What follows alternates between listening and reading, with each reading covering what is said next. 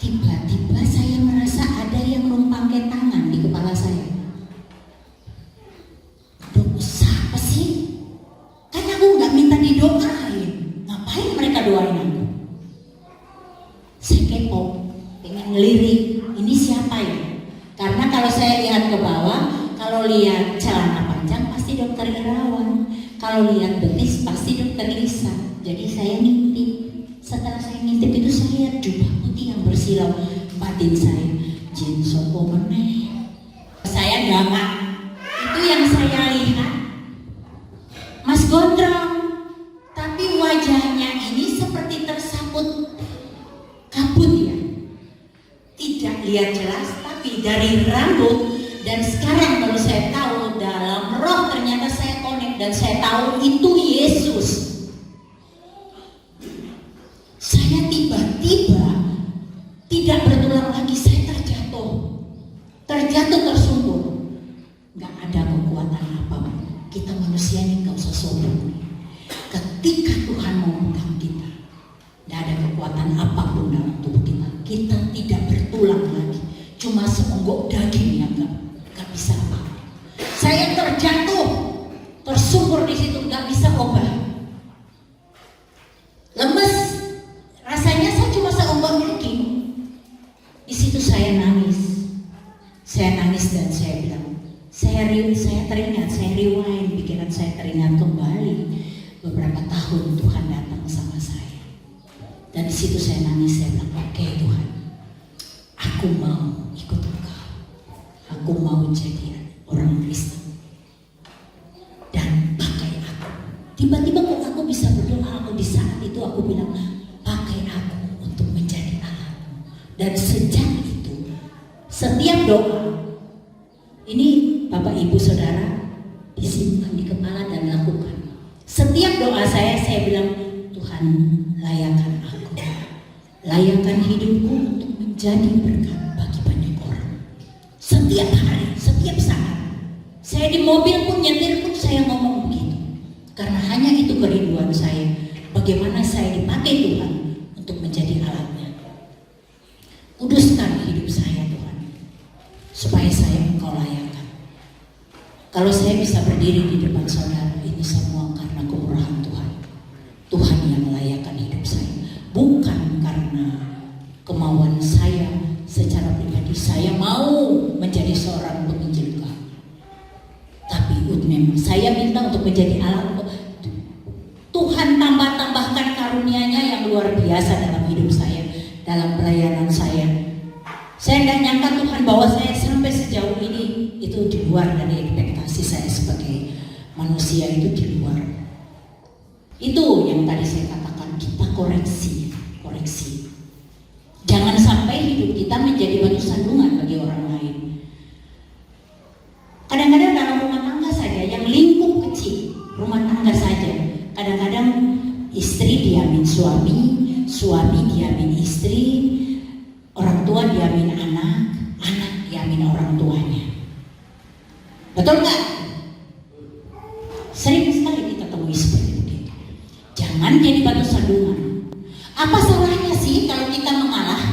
Tidak kurang satu potong rambut pun, satu helai rambut pun di kepala kita tidak berkurang kalau kita mengalah, mau merendahkan diri kita.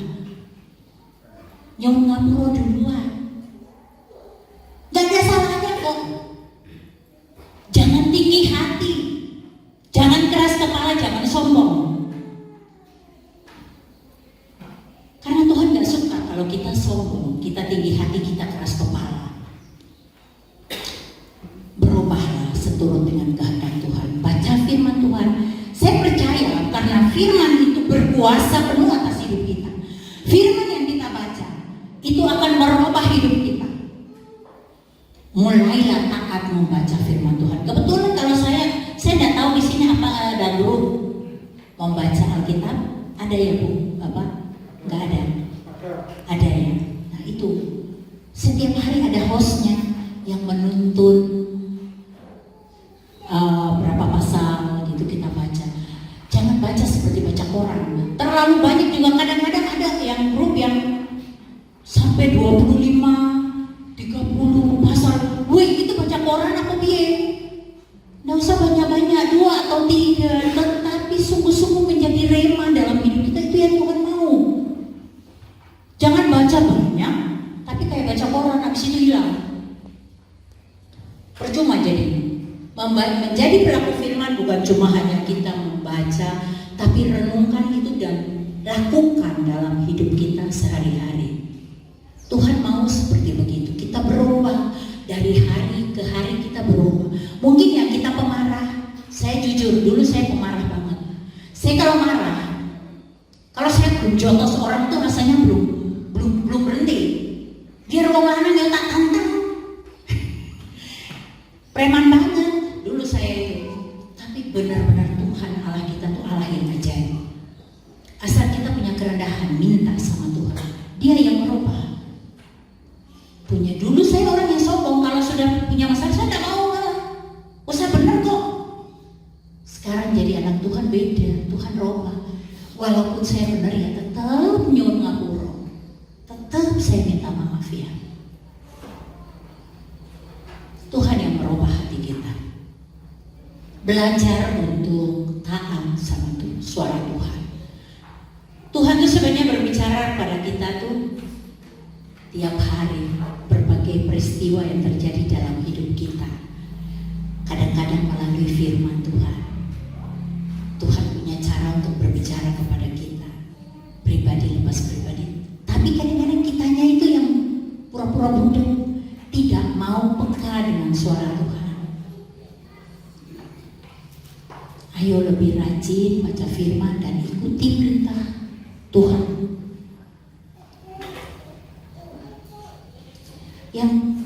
Dan juga kita selain menjadi pelaku firman itu, yang pertama itu kita harus mengasihi Tuhan. Kita bisa lihat Injil Matius 22 ayat 37.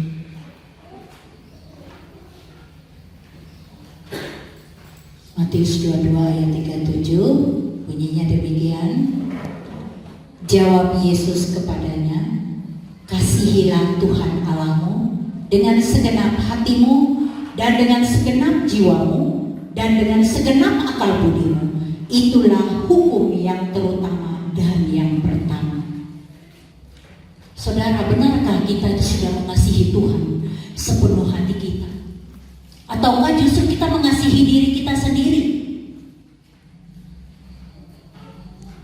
Hukum yang pertama dan terutama adalah mengasihi Tuhan. Jadi kita harus melebihkan Tuhan di atas kepentingan kita, di atas segala-galanya. Tuhan yang harus diutamakan. Kalau kita nomor duakan Tuhan, Tuhan tuh kecewa dan cemburu. Allah kita adalah Allah yang cemburu loh. Koreksi hati kita, jangan keraskan hati kita. Kalau ada roh keras kepala, roh pembangkang, roh kesombongan, roh iri hati, roh dengki, roh cemburu, roh keserakahan dan lain-lain, roh kemarahan, roh pendendam, koreksi pagi hari ini. Minta Tuhan bebaskan hidup saudara. Karena kita secara jasmani, kita melihat kita ini bebas, jalan kemana bebas. Tapi maaf saudara, di dalam roh, kalau orang yang ada punya itu, roh itu, dia terbelenggu di belakang tangannya. Dia terbelenggu, tidak bisa ngapa-ngapain, tidak bebas hidupnya. Di dalam roh, dia terbelenggu dengan roh itu. Makanya kita harus membebaskan diri kita. Siapa yang bisa membebaskan? Kita sendiri ngambil keputusan, dan Tuhan yang membantu kita, menolong kita, membebaskan kita. Makanya koreksi hati kita pagi hari ini. Saudara, apakah saya ada roh kemarahan, roh kebencian, roh kesombongan, roh iri hati, roh yang lain-lain? Koreksi hati.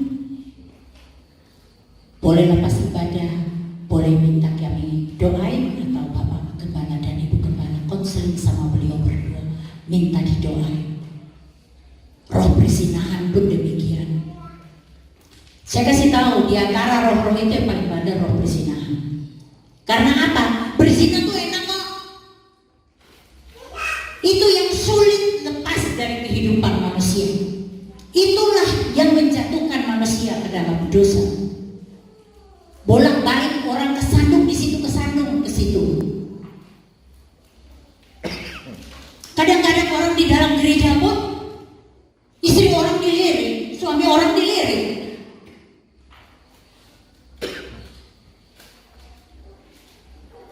Koreksi hati, koreksi Bapak Ibu Saudara, koreksi hati pagi hari ini. Tuhan mau kita terbebas dan hanya ada Roh Kudus yang ada di baitnya. Tuhan tidak pernah tinggal di gereja. Tuhan tinggal di baitnya. Baitnya yang mana? Ini loh awal bibir, tubuh jasmani kita ini adalah bait Allah. Tuhan itu hidup tinggal di dalam kita. Ketika kita melakukan dosa, apakah Tuhan masih tinggal di sini? Ingat, Allah kita adalah Allah yang cemburu. Dia tidak akan tinggal di sini lagi. Dia keluar, tapi dia tidak meninggalkan kita. Dia masih ada di samping kita. Masih menyertai perjalanan hidup kita. Roh Kudus itu sambil menangis itu. Setiap saat dia menangis karena dia melihat kehidupan kita jatuh bolak-balik dalam dosa. Tuhan mau baitnya kudus supaya dia hidup dan berkuasa penuh. Dia yang menuntun kita hari lepas hari dalam kehidupan kita. Apa saja yang kau minta di dalam namanya, dia kabulkan. Kalau hidup kita kudus, bagaimana kita bisa berdoa, Tuhan berkatilah aku, berkati rumah tanggaku, jadikanlah keluargaku adalah keluarga ilahi. Tapi aku selingkuh, aku lirik istri orang, cantik banget. Lihat suami orang ikat. Bagaimana bisa?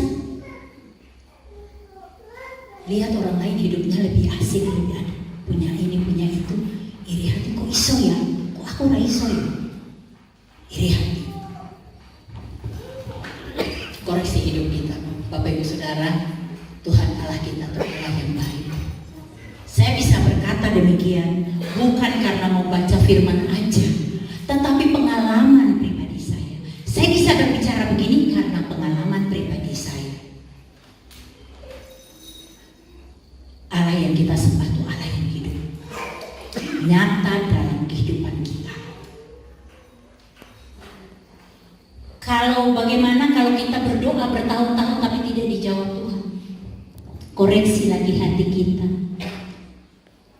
Bukankah dalam firman Tuhan, Tuhan kata, ada firman Tuhan yang berbunyi, doa orang yang benar sangat besar kuasanya bila yakin didoakan. Kalau tidak salah Injil Yakobus.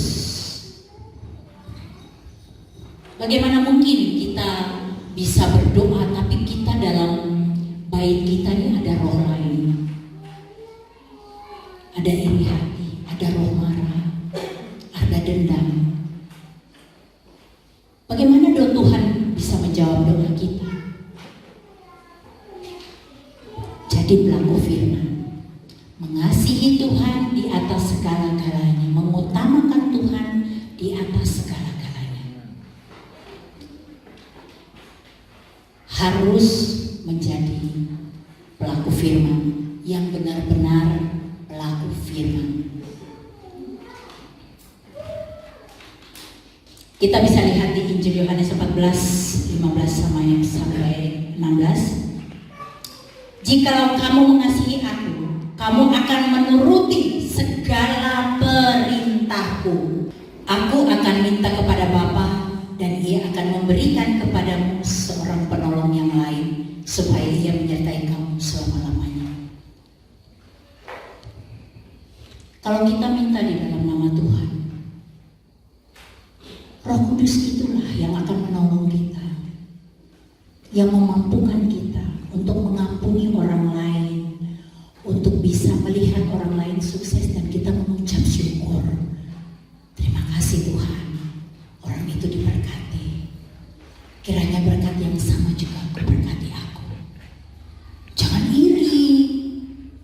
Kok iso ya dia punya kendaraan? Kok iso ya rumahnya lebih bagus? Jangan iri,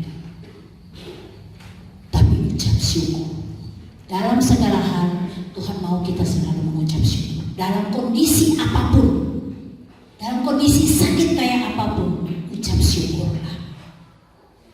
Itu yang Tuhan mau. Gak mudah sih ucap syukur di saat berduka. Gak mudah sih ucap syukur di saat kejepit kondisinya. Keuangan yang mepet, sudah gak punya duit nih, sulit rasanya untuk mengucap syukur. Karena apa? Itu tadi ada roh lain yang membuat kita terbelenggu. Tapi ketika kita sadari bahwa Bapa kita itu adalah pemilik alam semesta ini, Bapa yang kaya raya, Dia sanggup memberkati kita dengan caranya. Kadang-kadang apa yang tidak pernah kita pikirkan, itu yang Tuhan sediakan buat kita. Makanya harus benar-benar mau menuruti perintah dalam firman Tuhan, jadi pelaku firman.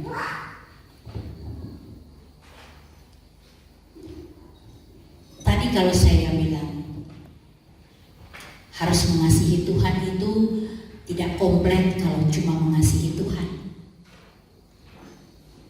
Kita bisa lihat lagi Injil Matius 22 ayat 39-40. Dan hukum yang kedua yang sama dengan itu ialah kasihilah sesamamu manusia seperti dirimu sendiri. Pada kedua hukum inilah tergantung seluruh hukum Taurat dan kitab para nabi. Saudara, perlakukan orang lain seperti perlakukan diri sendiri itu tidak mudah. Mengasihi diri orang lain seperti diri sendiri tidak mudah. Tetapi kalau ada Roh Kudus di sini yang memampukan kita, kita mampu. Walaupun orang itu bersalah kepada kita, timbul rasa kasihan sama kita. Kita mengasihi dia, kita akan menolong dia. Walaupun dulunya dia menyakiti kita. Mengasihi itu. Ini satu hal yang, satu ayat ini, firman kebenaran firman Tuhan pagi hari ini. Benar-benar Bapak Ibu Saudara tanam di sini, koreksi. Apakah saya sudah mengasihi suamiku, ataukah aku sudah mengasihi istriku, anak-anakku, tetanggaku, orang tuaku, saudara-saudaraku seperti aku mengasihi diriku sendiri. Mulai pagi ini berubah. Jujur sebagai manusia kita tidak mampu. Gak mampu kita bisa merubah hidup kita tuh gak mampu. Siapa yang bisa merubah hidupnya sendiri? Gak ada. Tuhan Allah Roh Kudus itu yang akan memampukan kita untuk merubah hati dan pikiran kita, untuk punya kasih yang besar.